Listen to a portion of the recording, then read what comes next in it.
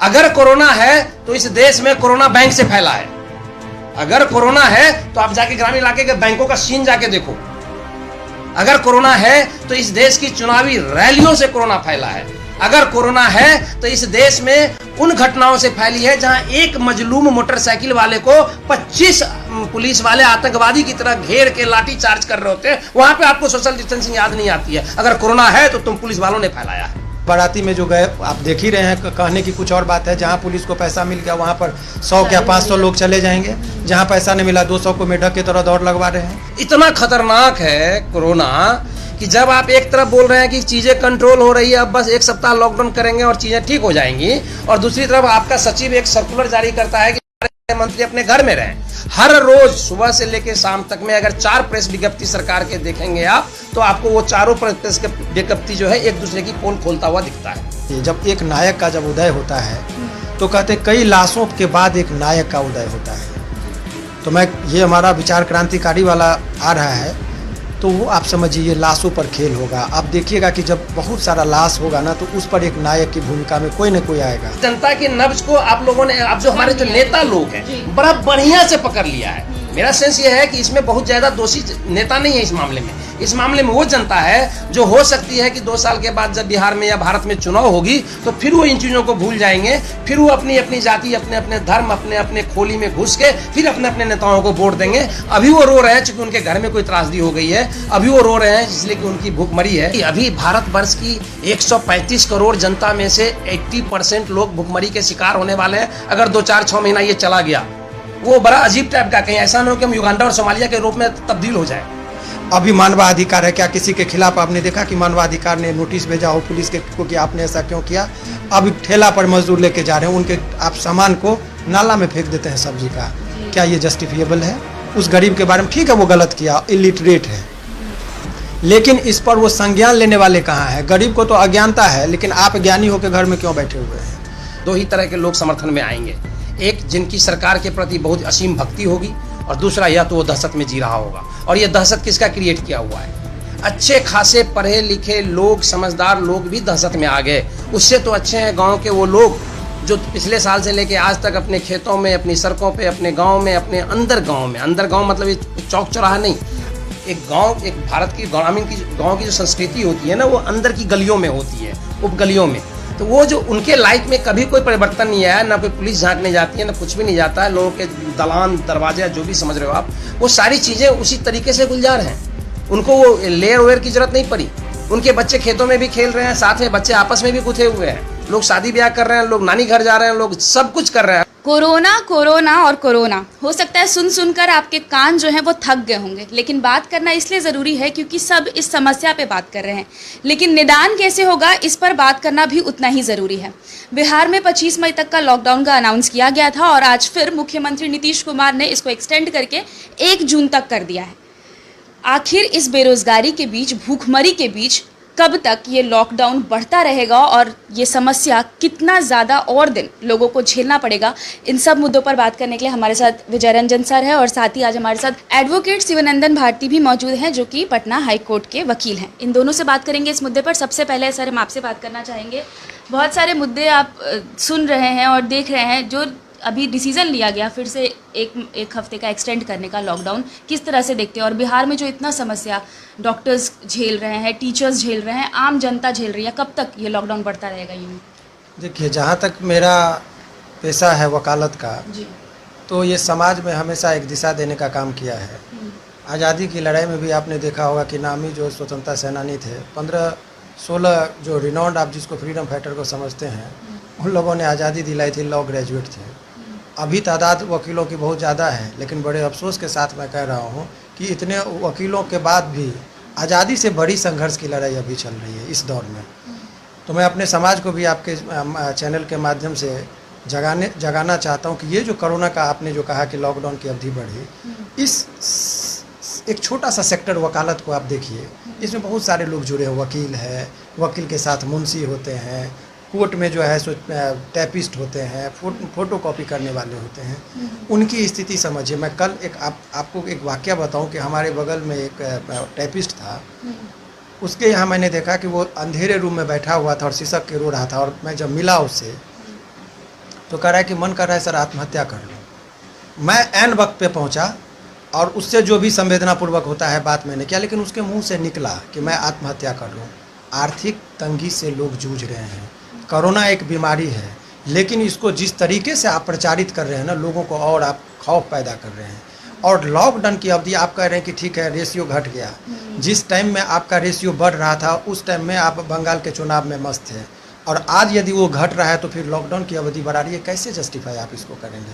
तो मेरा ये क्लियर कट कहना है कि आप यदि लॉकडाउन बढ़ाते हैं उससे बेहतर होगा कि आप निर्देश दीजिए, निर्देशों का सख्ती से। आप एक चीज़ और बताइए कि लॉजिक मुझे समझ में नहीं आती है कि एक तरफ आप कह रहे हैं लॉकडाउन है और लॉकडाउन में सुबह 7 से 10 बजे का जो अवधि होता है उसमें रोड पर भीड़ होती है, क्या उस टाइम में कोरोना घर में सो जाता है क्या? तो आप क्या देखिए, सरकार टोटली कन्फ्यूज्ड है और ये कन्फ्यूजन के वजह से आम जनता त्राहिमाम कर रही है और पता नहीं लोग इस पे सरकार का तर्क ये है कि आम जनता की सेवा के लिए उसको खोला गया है 4 घंटे। तो 4 घंटा यदि आप एहतियातन के देखिए, आप एक चीज़ बताइए, सभी लोग एक ही टाइम में यदि घर से बाहर निकले तो भीड़ रोड पर बढ़ेगी कि घटेगी? दुकान पर भीड़ बढ़ेगी, क्योंकि अवधि आपने तय कर दिया कि 24 घंटा में 4 घंटा, तो जितने लोगों को आवश्यकता का सामान होता है उसी, यदि आप यही पूरी रात 24 घंटा खोल दीजिए तो हो सकता है लोग सुविधा अनुसार जाएंगे, कोई 2 बजे रात में जाएंगे दुकान पर, तो उस टाइम में अकेले होगा, कहीं कोरोना नहीं फैलेगी।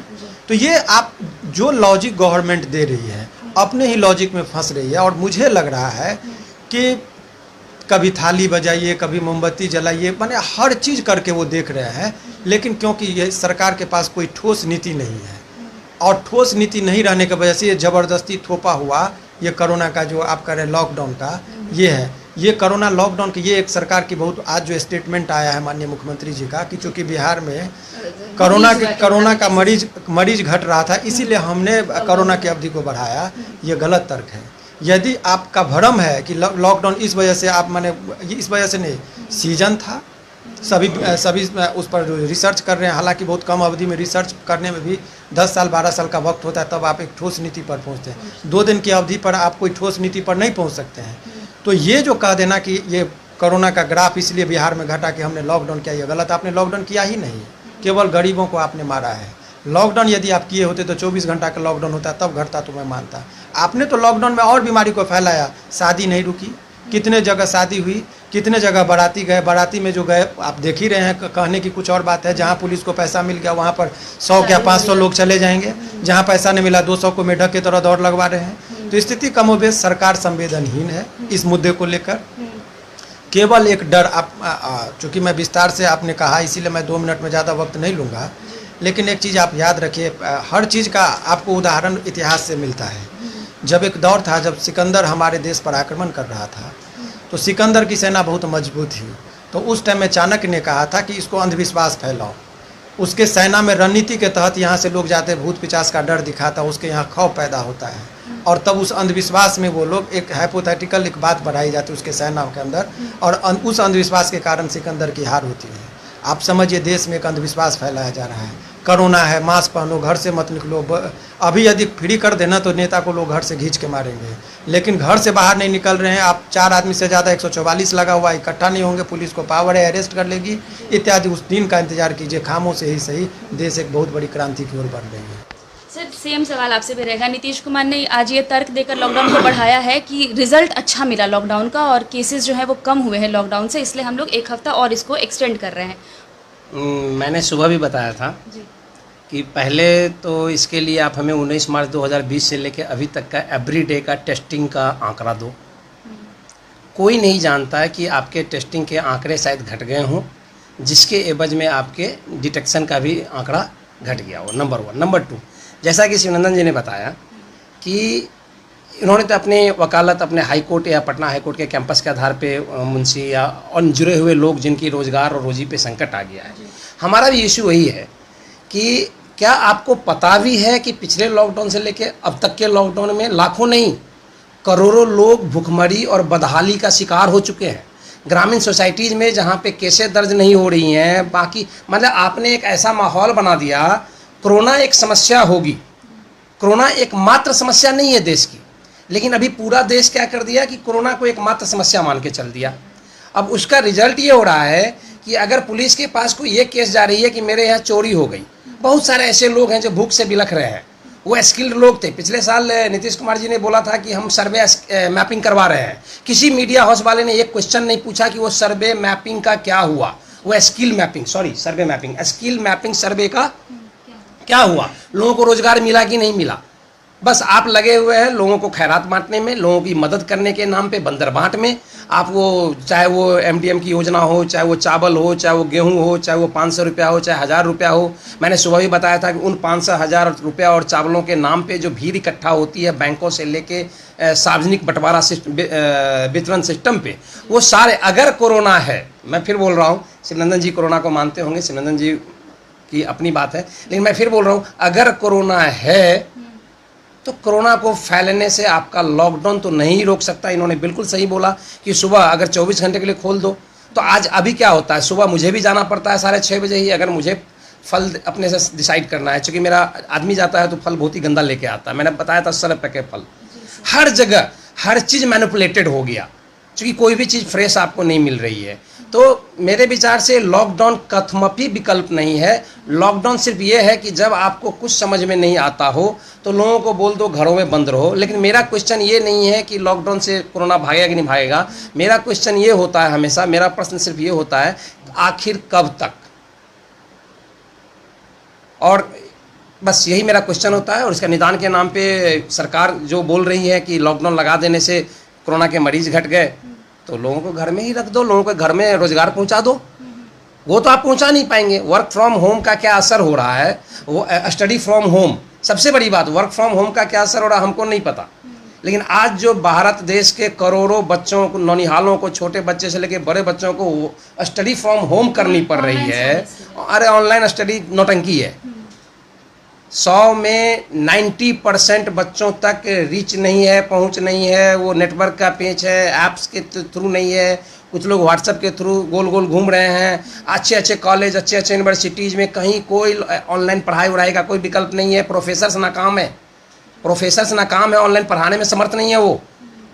वो शुक्र मनाओ कि छोटे बड़े कुछ स्कूल्स हैं जहाँ पे कुछ टीचर्स पढ़ा ले रहे हैं। तो ये जो सारी चीज़ें लॉकडाउन की कवायद है, लोगों को घर में घुसा के रखो, लोगों के घर में घुसा के रखो।